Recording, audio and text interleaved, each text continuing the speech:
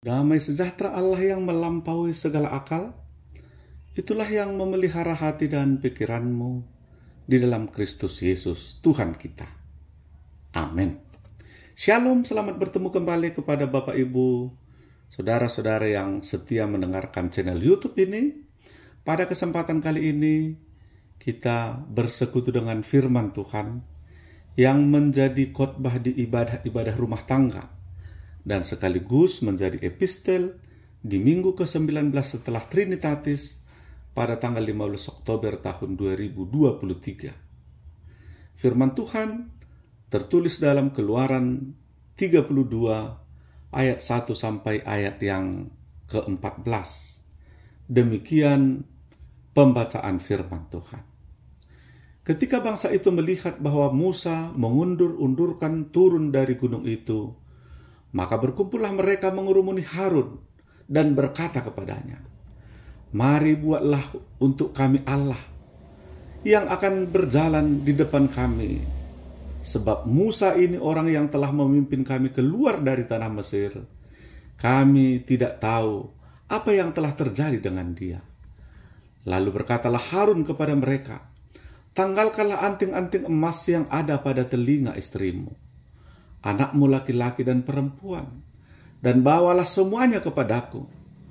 Lalu seluruh bangsa itu menanggalkan anting-anting emas yang ada pada telinga mereka dan membawanya kepada Harun. Lalu diterimanya itu dari tangan mereka, dibentuknyalah dengan pahat, dan dibuatnyalah daripadanya anak lembu tuangan. Kemudian berkatalah mereka, "Hai Israel, inilah Allahmu yang telah menuntun engkau keluar dari tanah Mesir." Ketika Harun melihat itu, didirikannya mezbah di depan anak lembu itu. Berserulah Harun, katanya, "Besok hari raya bagi Tuhan." Dan keesokan harinya pagi-pagi mereka mempersembahkan korban bakaran dan korban keselamatan. Sesudah itu duduklah bangsa itu untuk makan dan minum. Kemudian bangunlah mereka dan bersukaria.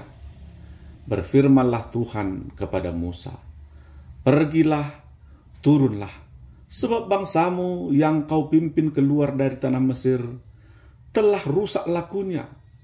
Segera juga mereka menyimpang dari jalan yang kuperintahkan kepada mereka.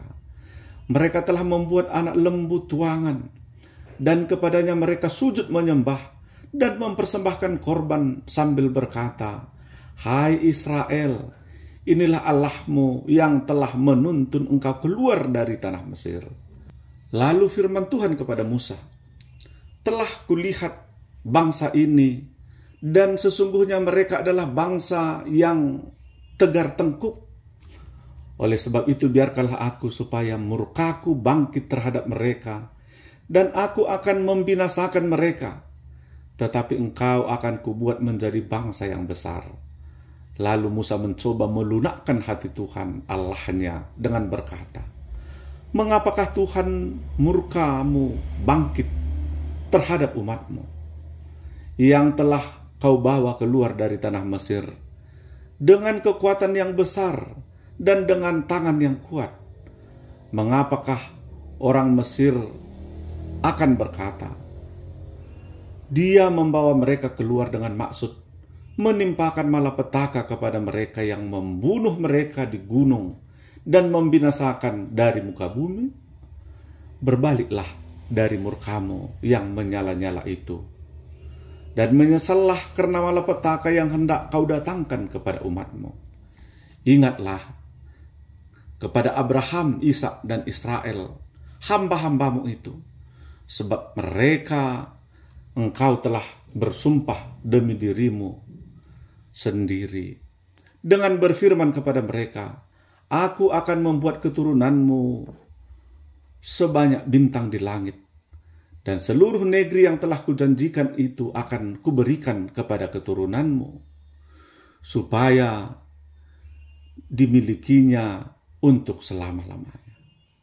Dan menyesallah Tuhan karena malapetaka yang dirancangkannya atas umatnya." Demikian pembacaan firman Tuhan. Saudara-saudara, aturan itu sangat perlu untuk membuat kehidupan manusia menjadi baik. Sebab itu setiap kita harus memandang aturan itu sebagai rambu-rambu untuk kebaikan. Bukan justru menganggap aturan itu sebagai beban. Sebab banyak orang menganggap aturan itu sebagai beban dalam kehidupannya. Dalam nats khotbah kita hari ini, Allah telah mengikat perjanjian dengan Israel. Di atas gunung Sinai Allah telah memberikan berbagai peraturan dan petunjuk kepada Musa untuk membuat kemah suci dan berbagai pelaksanaannya. Bahkan Allah menuliskan sendiri hukum-hukumnya pada 2 loh batu.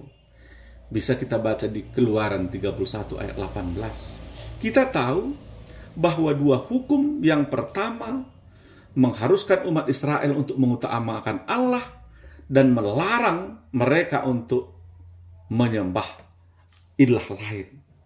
Saudara-saudara, akan tetapi dalam khotbah kita ini ada suatu keironisan yang terjadi. Ternyata saat mereka menantikan Musa turun dari atas gunung, membuat orang Israel itu tidak sabar. Mereka mengira bahwa Musa sudah binasa dalam api yang terlihat menghanguskan di puncak gunung Sinai itu. Maka bagai anak ayam yang kehilangan induk, bangsa Israel terlihat kacau balau. Lalu mereka mendesak Harun untuk membuat Allah lain yang akan memimpin mereka. Dan suatu hal yang sangat disayangkan adalah Harun mengikuti kemauan orang-orang Israel yang menyuruhnya membuat patung lembu emas. Padahal hal ini merupakan dosa yang sangat keji di hadapan Tuhan. Dengan berbuat demikian, mereka menyamakan Allah dengan patung yang tidak memiliki kuasa apapun, yang pada saat itu akhirnya mereka sembah. Mereka melupakan Allah yang maha hadir dalam kemuliaannya di atas gunung Sinai itu. Bahkan Allah yang telah membebaskan mereka dari perbudakan Mesir, memelihara kehidupan mereka dalam perjalanan mereka, mereka melupakannya. Mereka ingin mempercayai Allah yang palsu, buatan tangan mereka sendiri. Sehingga hal ini membuat Tuhan menjadi murka, sehingga ingin membinasakan Israel. Akan tetapi kita lihat dalam perikop khotbah kita ini tadi, Musa sebagai pemimpin yang mengasihi umatnya memohon dengan sungguh-sungguh kepada Tuhan agar Tuhan mengampuni umatnya demi nama baiknya, agar tidak diolok-olok oleh orang Mesir, juga demi perjanjiannya dengan bapa leluhur mereka. Dan doa Musa didengar. Ia tidak melenyapkan umatnya, tapi mengampuni kehidupan umatnya yang telah melanggar, bahkan menduakan Tuhan ketika itu. Kemarahan Allah memperlihatkan ketidaksukaannya bila umatnya menjadikan dia sebagai Allah lain, atau menjadikan dia serupa dengan Allah lain. Allah mau dia menjadi Tuhan satu-satunya bagi umatnya. Sebab itu saudara-saudara, hendaknya ini mengajak kita introspeksi diri. Adakah kita menjadikan Allah sebagai Allah satu-satunya yang kita sembah dalam kehidupan kita? Atau justru ada hal lain yang menjadi sandaran kehidupan kita? Marilah kita ingat saudara-saudara, kita hanya boleh menyembah dan memprioritaskan Allah di atas segala-galanya. Karena dia telah menebus kita, dia telah menyelamatkan kita, dia telah memberikan keselamatan melalui Tuhan Yesus Kristus di dalam kehidupan kita. Bapak, Ibu, saudara-saudara, ada beberapa catatan penting melalui khotbah kita hari ini. Yang pertama, menjadi pengikut Kristus itu harus menjadi orang yang sabar. Kita lihat tadi, ternyata orang-orang Israel menunggu Musa turun dari atas gunung Sinai itu saja pun mereka tidak sabar. Sehingga harus menduakan Tuhan, harus mencari Tuhan yang lain karena ketidaksabarannya. Saudara-saudara, menjadi orang yang sabar itu penting, sebab kesabaran akan membawa orang kepada sebuah kesuksesan. Tapi justru ketika ada orang yang tidak sabar, orang yang tergesa-gesa, pada akhirnya itu membuat orang sampai kepada sebuah kecelakaan. Untuk itu, sebagai pengikut Kristus, mari kita menjadi orang yang sabar dalam kehidupan kita. Melakukan hal apapun perlu kesabaran. Bekerja perlu kesabaran. Meraih masa depan perlu kesabaran. Bahkan di dalam iman, kita perlu kesabaran.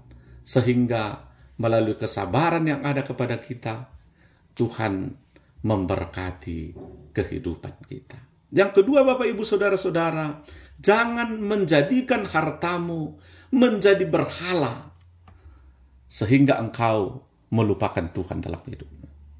Kita melihat tadi bangsa Israel itu mengumpulkan anting emasnya, bahkan anting anak-anaknya, dan dikumpulkan itu pada akhirnya menjadi bahan sembahan lembu emas yang dikumpulkan di lebur, dan itu menjadi Tuhan mereka.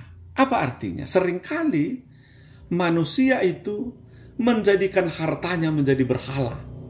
Kenapa? Karena melalui harta yang ada, itu menjadi memisahkan dia untuk bersekutu dengan Tuhan. Seringkali karena hartanya menghambat dia untuk beribadah kepada Tuhan.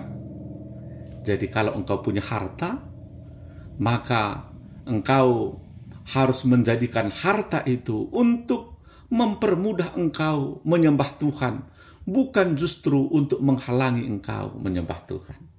Kalau ada orang yang menjadikan hartanya, atau karena hartanya dia tidak datang ibadah, berarti dia menjadikan hartanya menjadi berhala. Kalau ada orang karena hartanya, karena hanya memikiri hartanya, dia tidak lagi fokus untuk beribadah, berarti hartanya sudah menjadi berhala. Kalau harta sudah menjadi berhala, maka ingatlah itu akan menimbulkan kemarahan Tuhan dalam kehidupan kita. Dan apa akibatnya? Seperti kita lihat tadi, Tuhan akan membinasakan orang yang menjadikan harta sebagai berhala. Yang ketiga, Bapak, Ibu, Saudara-saudara, Tuhan mengampuni umatnya. Tadi ketika bangsa Israel sudah menjadikan Allah lain melalui anting emas mereka, dan itu mereka sembah, sesungguhnya Allah telah murka. Tapi doa yang sungguh-sungguh dari Musa membuat Allah berubah, mengasihi umatnya. Begitu. Jadi artinya, saudara-saudara, doa yang sungguh-sungguh akan mengubahkan murka Tuhan menjadi berkat kepada umatnya. Untuk itu, seberapa besar pun pelanggaran kita, seberapa jauh pun kita telah tersesat berjalan, melalui khotbah kita hari ini, doa yang sungguh-sungguh, permintaan yang sungguh-sungguh akan membuka pintu maaf Tuhan untuk mengampuni umatnya yang datang meminta ampun kepadanya. Untuk itu, sebagai manusia biasa, kita pasti tidak luput dari dosa dan pelanggaran. Datanglah meminta ampun kepada Tuhan, sehingga pintu maaf dibukakan di dalam kehidupan kita. Biarlah melalui khotbah kita hari ini, memotivasi kita untuk senantiasa datang meminta ampun kepada Tuhan atas segala dosa-dosa kita. Sebab Tuhan mengampuni umatnya. Amin. Kita berdoa. Terima kasih Tuhan buat firman Tuhan yang boleh kami dengarkan. Biarlah itu senantiasa boleh kami hidupi, agar kami senantiasa setia kepada Tuhan dan sungguh-sungguh menjadikan Tuhan menjadi sembahan kami yang sungguh-sungguh. Kami tidak menduakan Tuhan. Bahkan ketika kami berdosa, lari dari jalan Tuhan, kami boleh dengan sungguh-sungguh meminta ampun sehingga Tuhan mengampuni kami. Dalam nama Yesus Kristus kami berdoa dan mengucap syukur. Amin.